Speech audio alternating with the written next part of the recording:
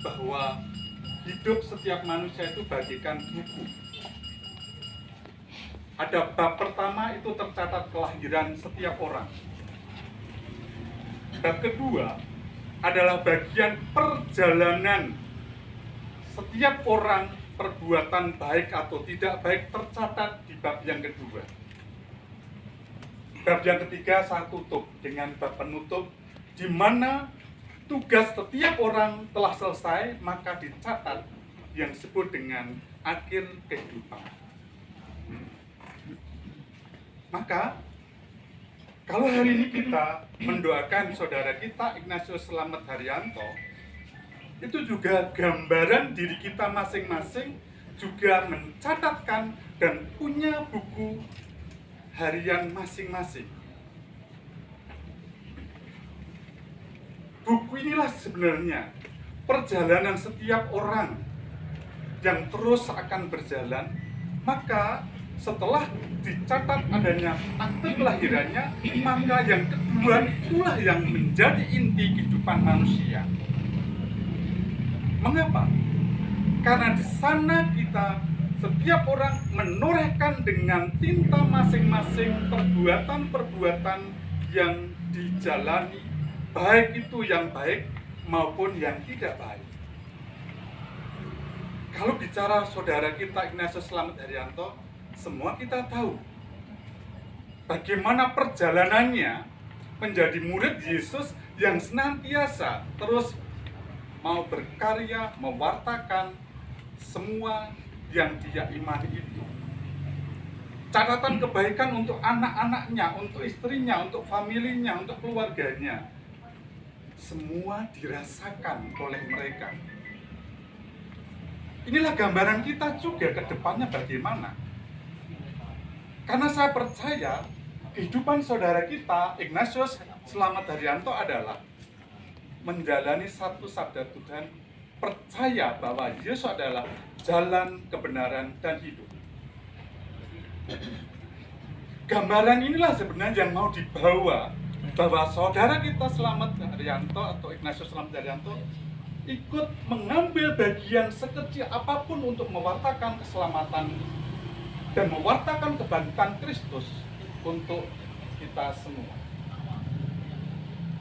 Mari, Bapak Ibu, setiap kita mengikuti doa arwah, misa requiem, apa yang terpatri di dalam pikiran kita?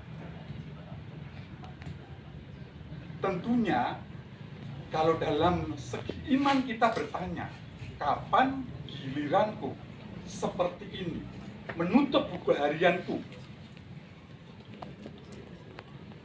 Kenapa? Karena kematian itu berbagai cara sekarang, berbagai aneka ragam cara orang meninggal. Kalau kita ngambil bacaan yang pertama dari Ayub tadi, yang menginspirasi kita yang indah dan kita harus bersyukur dan bergembira adalah ketika aku telanjang ke dunia, maka juga akan kembali telanjang. Karena semua harta yang dibacakan dengan indah tadi, semua akan hilang, nggak dibawa. Kalaupun ada sekarang saudara kita dikasih salib ya, ada rosario gitu yang dibawa, tapi semua harta apa? Hilang semua. Itu tidak berarti karena kita harus datang ke dunia dengan telanjang, kembali pada Allah juga telanjang. Artinya apa? Artinya kita harus kembali pada peribaan Bapa dengan ketulusan. Tidak ada lagi yang menghambat. Maka kalau saya mendengar dengan penyakitnya saudara kita Ignatius Selamat Haryanto, maka inilah akhir dari perjuangannya, perjalanannya diselesaikan hari ini. Itulah tutup peti hari ini. Gambaran ini gambaran yang sangat kita rindukan juga, karena kematian bagi iman Katolik adalah hidup tidak dimusnahkan, tetapi hidup untuk selama-lamanya. Kita masih dalam suasana Paskah hari ini. Saudara kita dipanggil Tuhan masih dalam suasana Paskah. Artinya sebagai orang beriman saya mengatakan bahwa Ignatius Ignatius Selamat Haryanto ikut bangkit menikmati kebangkitan Kristus yang akan menghidupkan untuk selama-lamanya.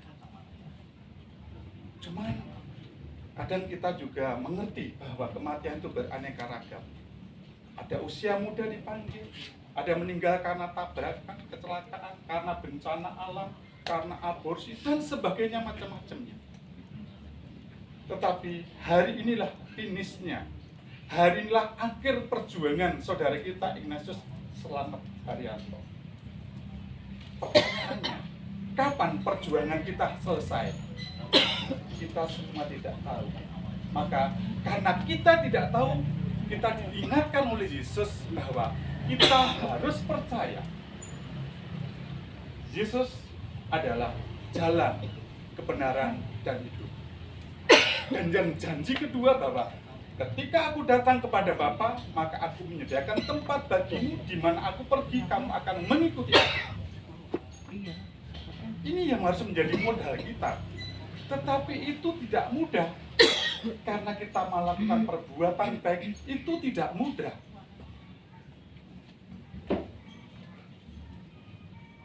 Apakah orang yang meninggal lalu itu pahalanya karena jasa kita? Tidak.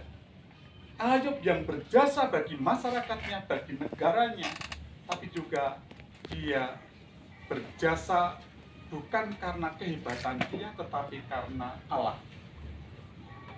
Maka hari ini kalau Budi Selamat itu kuat, anak-anaknya kuat, karena sudah mengalami kebersamaannya bersama saudara kita Ignatius Selamat Haryanto. Keluarga ini belajar dari pelayanan penuh kasih. Keluarga ini belajar sabar menghadapi saudara kita Ignatius Selamat Haryanto saat-saat beliau mengalami sakit. Maka keluarga diajak belajar kesabaran, kesetiaan, melayani dengan tulus. Itulah pikulan salib yang harus diterima oleh sebagian orang yang macam-macam, berbeda-beda menghadapi keluarga yang sedang sakit. Inilah bagiannya.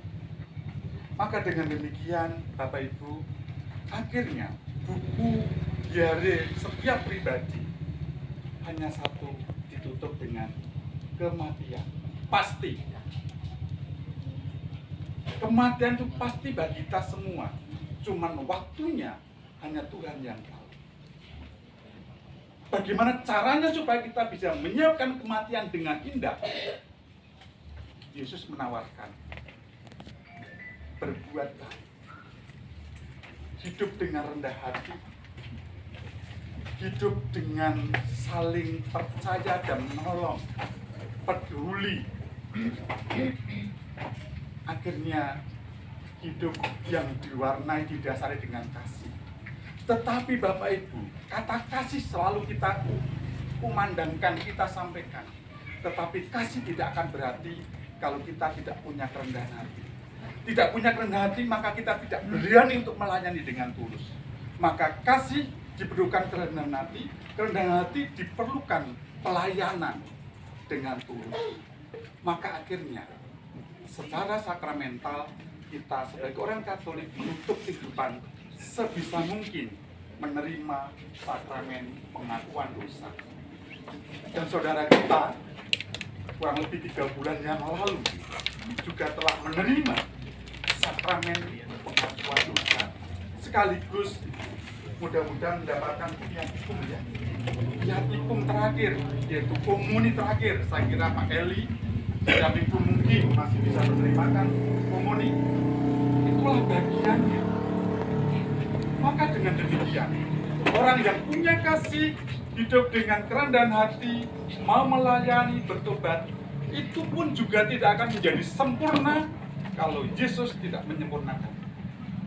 Maka jaminannya kita adalah percaya kepada Yesus, karena Yesus sungguh jalan, kebenaran, dan hidup bagi setiap orang yang mengimaninya. Maka kalau gitu, ada hal yang disampaikan dari keluarga tentang kegembiraan yang dijalani oleh Pak Slamet, supaya kita juga sedikit mendengarkan kisah buku kehidupan ini. Ini bagiannya. Ada? Nggak ada ya? Cerita yang baik aja, yang jelek. Jelek pada pulang semua nanti. Ya, terima kasih Bapak. Saya cuma mengenal Pak Slamet ya.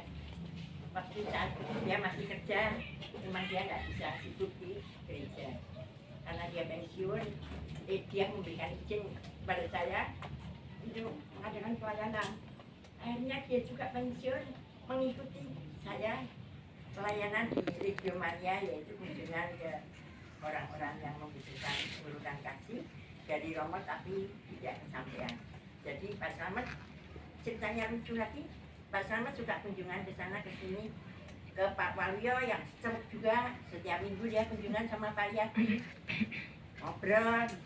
Giliran Pak Slamet juga stroke. Akhirnya Pak Waluyo juga kunjungan ke sini, nggak bisa turun, jerit-jerit di depan. Aku bilang, Bu Waluyo, itu Pak Slamet setiap minggu kunjungan ke Pak Waluyo. Sekarang Pak Slamet sendiri stroke. Aku gitu. Puji Tuhan, malam Pak Slamet sekarang sudah diselamatkan ya oleh Tuhan Yesus. Saya juga bersuka, ya sedih ya ditinggal, tapi saya karena Pak Slamet juga bilang sama saya terus terang ya, udah lelah gitu waktu sebelum sakit tapi sekarang dikabulkan oleh Tuhan dan ya saya yakin mesti menyertai perjalanan Pak Slamet. Amin. Terima kasih. Terima kasih. Bapak Ibu, inilah kehidupan